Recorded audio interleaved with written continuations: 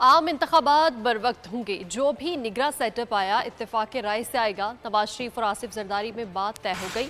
बोल news Dubai मुलाकात की अंदरूनी कहानी सामने ले आया। फैसला किया गया कि निगरां हुकूमत में ज्यादा हिस्सा नून लीग का होगा। ना वक्त से पहले ना मीडिया पर आएंगे, ना ही पार्टी मीटिंग्स में आएंगे। निगरां हुकूमत का फोकस जल्द अज जल्द इंतखाबात पर होगा।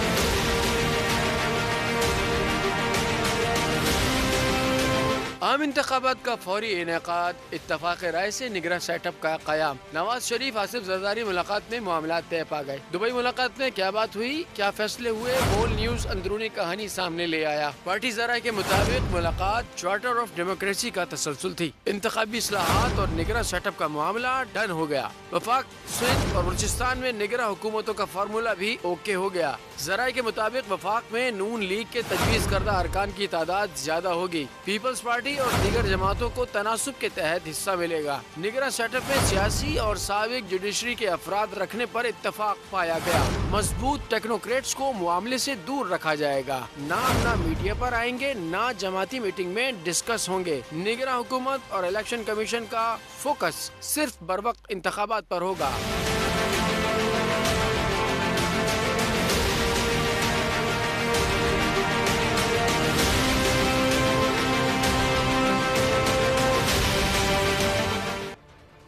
JUI और नून लीग में फासले सिमट गए। लीगी क़यादत नाराज। मौलाना फजलुर रहमान को राम करने में कामयाब।